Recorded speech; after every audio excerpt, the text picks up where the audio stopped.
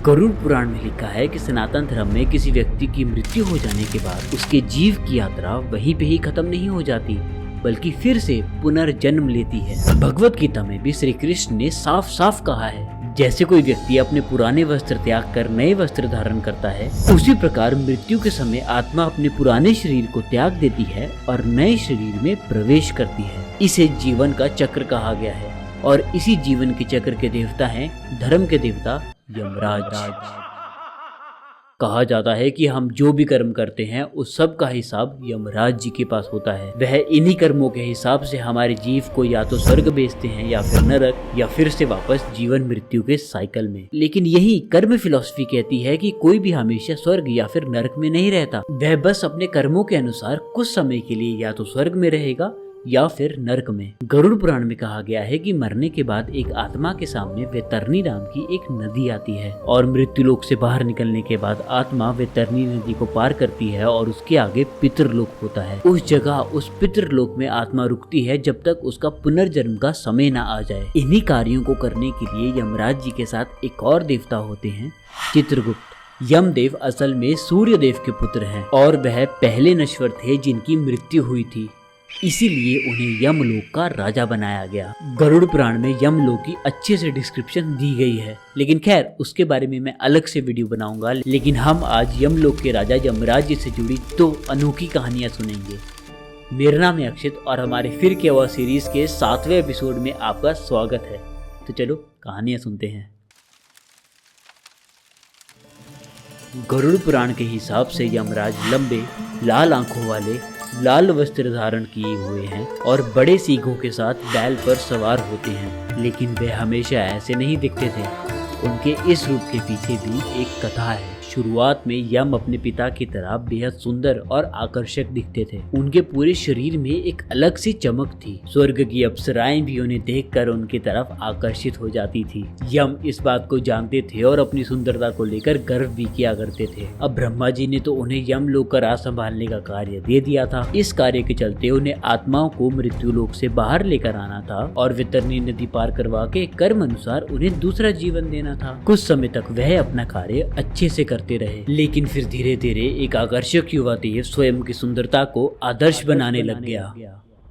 वह दिन रात स्वयं को ही निहारते रहते, जिससे धीरे धीरे उनके कार्य पर असर पड़ने लग गया। हालत ऐसी हो गई थी कि मृत्यु लोक में कोई मर ही नहीं रहा था। सभी इस बात की खुशी मना रहे थे कि वह कभी मरेंगे ही नहीं और धीरे धीरे चीजें बद से बदतर होने लगी। जनजीवन बढ़ने लगा और बुनियादी जरूरतें कम पड़ने लगी। कोई जीव मर ही नहीं रहा था, जिसके कारण घायल जीवों को असहनीय दर्द उठाना पड़ रहा था। पूरे जीवन का चक्र मानो रुक ही गया था। ये बात महादेव को पसंद नहीं आ रही थी, क्योंकि वह स्वयं समय और जीवन के संरक्षक हैं। शिव जी को पता लग गया था कि यमदेव को उनके कार्य की महत्वता समझानी पड़ेगी। इसी के चलते एक दिन महादेव यमदेव को कैलाश पर्वत बुलाते हैं। स्वयं महादेव ने मुझे बुलाया है। यमदेव डरते डरते महादेव जी के पास पहुँचे। महादेव मुस्कुराते हुए उनका स्वागत करते हैं और उन्हें अपने समीप बिठा लेते हैं। कुछ समय बात करने के बाद शिव जी कहते हैं, यम, क्या आप मेरे लिए पास की झील से पानी लेकर आ सकते हैं? यमराज उठकर झील के पास गए। अब जैसे ही यम पानी भरने के लिए नीचे झुके, झील में दिखा दृश्य देखकर वह हैरान हो गए। उन्हें एक भयानक लंबे सींगों वाला मुख दिखाई दिया। वह भागते हुए शिव जी के पास गए और बोले, महादेव, झील में एक भयानक दिखने वाला राक्षस बैठा हुआ है। यम की इस बात पर मुस्कुराते हुए महादेव बोले, अपने सर को छुओ यम, आपने जो झील में दृश्य देखा है वो और कोई नहीं, स्वयं आपकी परछाई है। यम ने जैसे ही अपने सिर को पकड़ा, वह लंबे सींगों को महसूस करते हैं और घबरा जाते हैं और जोर जोर से रोने लग जाते हैं। वह महादेव से विनती करने लगते हैं कि वह उनका पुराना मुख उन्हें लौटा दें, लेकिन महादेव अपनी आंखें बंद कर लेते हैं और फिर से ध्यान मुद्रा में चले जाते हैं। यमदेव समझ आते हैं कि महादेव अब माफ नहीं करेंगे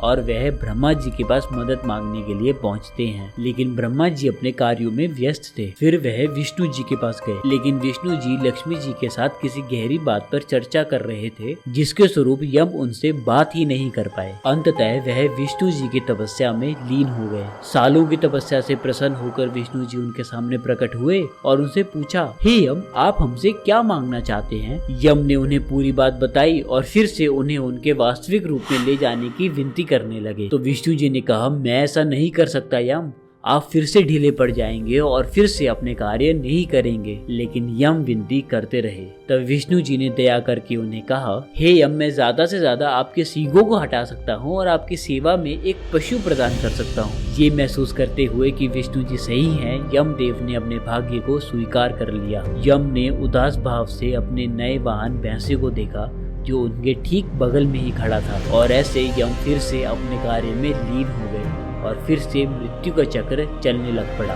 ये कथा तमिलनाडु में स्थित कलाझागर मंदिर से जुड़ी हुई है और इस कथा का मूल सार है अपने कर्म की महत्वता को समझना। ये कहानी तो थी यमदेव के रूप की, लेकिन ये बात समझना बेहद आवश्यक है कि यमराज मृत्यु के देवता होने के साथ साथ धर्म के भी देवता हैं। वह धर्मराज हैं। क्या सही है, क्या गलत और किसको किसकी क्या सजा मिलनी चाहिए, ये केवल यमराज ही तय कर सकते हैं। लेकिन एक बार यमदेव से एक गलती भी हो गई थी और उस गलती का पश्चाताप करने के लिए उन्हें एक श्राप से भी गुजरना पड़ा था। लेकिन अब वो गलती थी कि नहीं थी, वह कथा सुनने के बाद आप डिसाइड करना। पौराणिक काल में मांडव्य नाम के एक महर्षि हुआ करते थे। वह तांडव नाम के वन में रहा करते थे।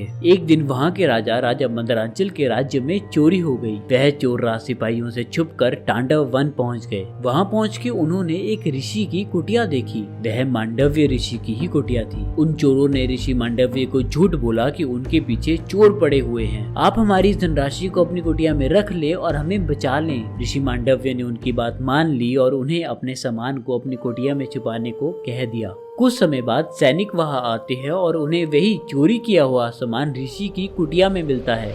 वे सोचते हैं कि ये साधु ढोंगी है और उन ऋषियों के साथ मिला हुआ है, और ये सोचते हुए वह ऋषि मांडव्य को बंदी बनाकर राजमहल ले जाते हैं। ऋषि राजा को समझाने की कोशिश करते हैं कि वह उन चोरों के साथ नहीं जुड़े हुए हैं, लेकिन राजा ऋषि की बात नहीं मानते हैं। उन्हें तो इस बात का क्रोध था कि एक साधु का वेश धारण करके ये व्यक्ति चोरी कर रहा है, तो वह ऋषि मांडव्य को मृत्यु दंड दे देते हैं। दंड स्वरूप ऋषि को एक नुकीले डंडे पर बिठा देने का आदेश दिया गया था ताकि वह उनके शरीर से आर पार होकर उनकी हत्या कर दे। लेकिन ऋषि की योग शक्ति के कारण वह सूली उनके शरीर को छेद ही नहीं पाई और वह उस सूली की चोटी पर बैठकर ध्यान करने लग गए।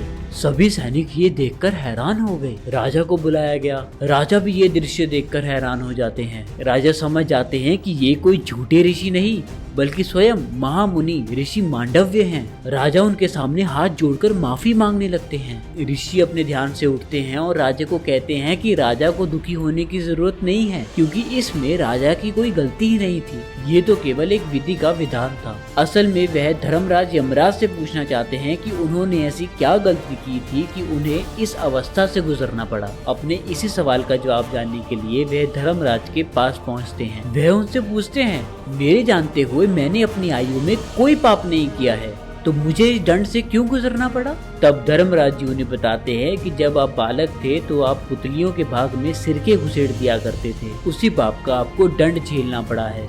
लेकिन ये सुनकर ऋषि को क्रोध आ जाता है।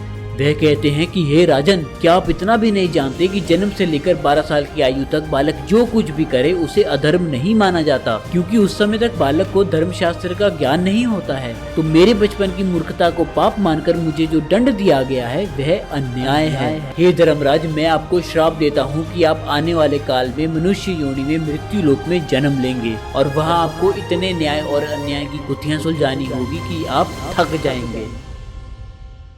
और ऐसे मांडव्य ऋषि के श्राप के कारण धर्मराज यम द्वापर युग में विदुर जी के रूप में जन्म लेते हैं और यही विदुर महाभारत में न्याय और अन्याय की गुत्थियां सुलझा कर थक जाते हैं। हाँ, तो बस हमारे आज के फिर के वह सीरीज के 7वें एपिसोड में इतना ही। अगर आपको हमारी ये सीरीज स्टार्टिंग से देखनी है तो प्लेलिस्ट का लिंक यहाँ पर है। बाकी मेरा नाम है अक्षित। मैं आपको मिलता हूँ अगले फ्राइडे नए एपिसोड के साथ। तब तक के लिए देखते रहिए स्टोरीज विद अक्षित।